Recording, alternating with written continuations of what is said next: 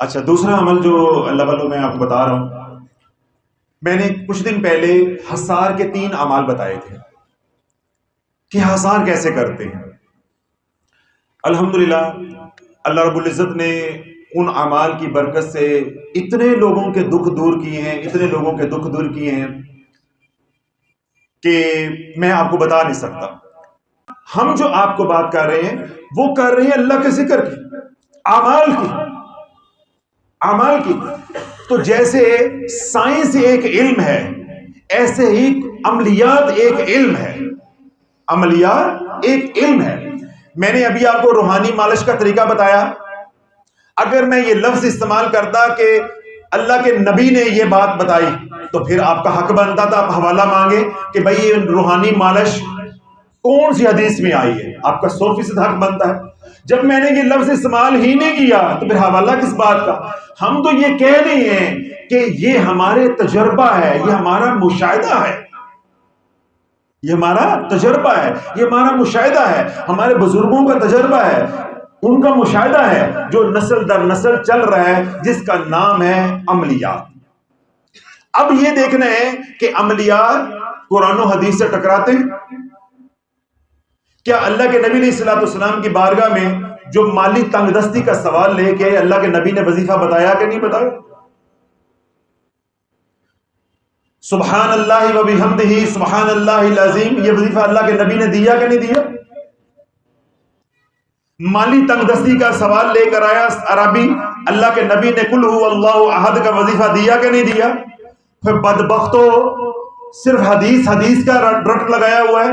کبھی حدیث پڑھو تو صحیح، ان کتابوں کو کبھی کھولو تو صحیح، صرف ہر بات پہ یہ اس کا حوالہ، اس کا حوالہ، اس کا حوالہ۔ تجھے تو یہی پتا نہیں ہے کہ رب نے تجھے شیطان کے حوالے کیا ہوا،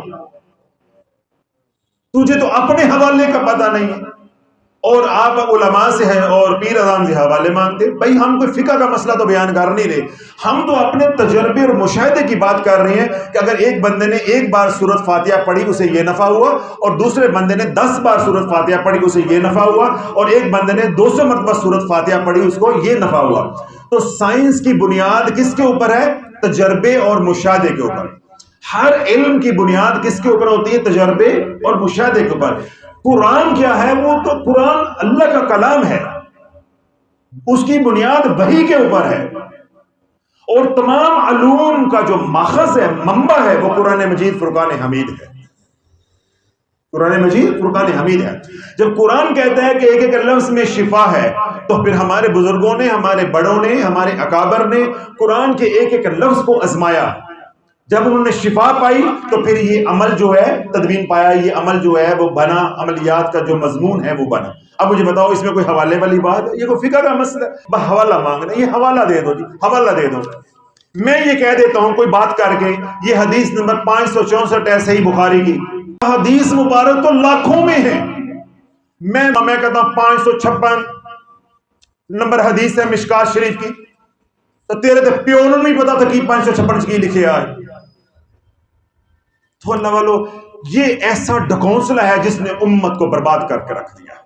اگر کوئی عمل کر بھی رہا ہے تو اس کا کیا ہوتا ہے؟ اس کا اعتقاد اٹھ جاتا ہے، اور اصل کیا ہے؟ ولا یزید الظالمین الا خسارہ۔ اللہ نے ان کے لیے قرآن میں نفع نہیں رکھا، اللہ نے ان کو حوالے کے پیچھے لگا دیا، شیطان پیچھے لگا ہوا۔ تو میں نے جو عمل بتایا حصار کا، کبھی حدیث پڑھی ہوتی میرے محبوب علیہ الصلوۃ والسلام کی سیرت کے 2-4 صفحے بھی پڑھے ہوتے، پوری سیرت النبی نہ پڑھی ہوتی، 2-4 صفحے بھی پڑھے ہوتے، تو اس نے ضرور یہ پڑھا ہوتا کہ جب اللہ کے نبی علیہ الصلوۃ والسلام بستر پر تشریف لے کے جاتے استراحت فرمانے کے لیے، آرام کرنے کے لیے، تو اللہ کے نبی علیہ الصلوۃ والسلام کل پڑھ کے، آخری صورتیں پڑھ کے، سورۃ فلق، سورۃ ناس، سورۃ اخلاص پڑھ کے اپنے ہاتھوں پہ دم کرتے، پھر تمام بدن کے جہاں جہاں ہاتھ مبارک جاتا وہ اپنے ہاتھ پھیرتے۔ تو یہ حصار نہیں ہے تو اور کیا ہے؟ یہ حصار نہیں ہے تو اور کیا ہے؟ اس حصار کو ہم کہتے ہیں بدنی حصار۔ کیا کہتے ہیں؟ بدنی حصار۔ جب آپ نے قرآن پڑھ کے ہاتھوں پہ ایسے دم کر لیا، جہاں جہاں آپ اس پھیرتے جائیں گے، جو نظر بد کے اثرات ہیں، برے اثرات ہیں، جادو کے اثرات ہیں، حسرت کے، حسد کے اثرات ہیں، جہاں جہاں آپ کا ہاتھ جائے گا سب کچھ جل کے راکھ ہو جائے گا۔ اس کو کیا کہیں گے؟ بدنی حصار۔ اب آپ چلیں ذرا مکہ میں، ہجرت کی رات ہے، باہر دشمن ننگی تلواریں لے کے کھڑے ہیں، اللہ کے نبی غار ثور جانے کے لیے نکلتے ہیں، لوگوں کو نظر نہیں آتے۔ وہ کون سا حصار تھا؟ وہ کون سا حصار تھا؟ کاش مسلمان تم نے اپنے نبی کی زندگی پڑھی ہوتی، تو ہمارے سے حوالے مانگتے۔ وَجْعَلْنَا مِن بَيْنِ أَيْدِيهِمْ سَدًّا وَمِنْ خَلْفِهِمْ سَدًّا فَأَغْشَيْنَاهُمْ فَهُمْ لَا يُبْصِرُونَ۔ ہم نے ان کے آگے بھی دیوار کر دی، ہم نے ان کے پیچھے بھی دیوار کر دی، ہم نے اوپر سے بھی ڈھانپ دیا۔ فَهُمْ لَا يُبْصِرُونَ، مگر انہیں معلوم نہیں ہم کیا کاروائی کر گئے ہیں، انہیں معلوم ہی نہیں۔ پھر اللہ کے نبی کو اللہ نے کیا حکم دیا کہ آپ ان کے درمیان سینہ تان کے چلیں۔ حضور علیہ السلام نے کنکر اٹھائے، مٹی اٹھائی، زمین سے مٹھی اٹھائی، اس کو یوں پھینکا دشمنوں کی طرف، اللہ نے ان کی آنکھیں اندھی کر دی۔ وَجْعَلْنَا مِن بَيْنِ أَيْدِيهِمْ سَدًّا وَمِنْ خَلْفِهِمْ سَدًّا فَأَغْشَيْنَاهُمْ فَهُمْ لَا يُبْصِرُونَ۔ اللہ نے دیوار کر دی، اللہ نے حجاب کر دیا۔ اب دشمن ننگی تلواریں لے کے کھڑے ہیں کہ آج آمنہ کے لال کا قصہ معاذ اللہ ختم کرنا ہے۔ آمنہ کا لال نظر آئے گا تو کرو گے، اللہ نے دیوار کر کے دکھا دی۔ کہتے ہیں جی حوالہ دے دو، اے تو ہوں حوالہ ہی دیتا ہے۔ تو یہ حصار ہے، اس حصار کو کہتے ہیں روحانی حصار۔ کیا کہتے ہیں؟ روحانی حصار۔ تو اللہ والو بدنی حصار اور روحانی حصار اپنی زندگی کا حصہ بنا لو۔ اللہ کے محبوب کی سنت پہ چلو گے، کبھی جادو نہیں ہوگا، کبھی نظر بد نہیں ہوگی، کبھی کچھ نہیں ہوگا۔ اور کرنا کیا ہے؟ یہ جو سورۃ یاسین کی آیت میں نے 2-3 دفعہ پڑھی، وَجْعَلْنَا مِن بَيْنِ أَيْدِيهِمْ سَدًّا وَمِنْ خَلْفِهِمْ سَدًّا فَأَغْشَيْنَاهُمْ فَهُمْ لَا يُبْصِرُونَ۔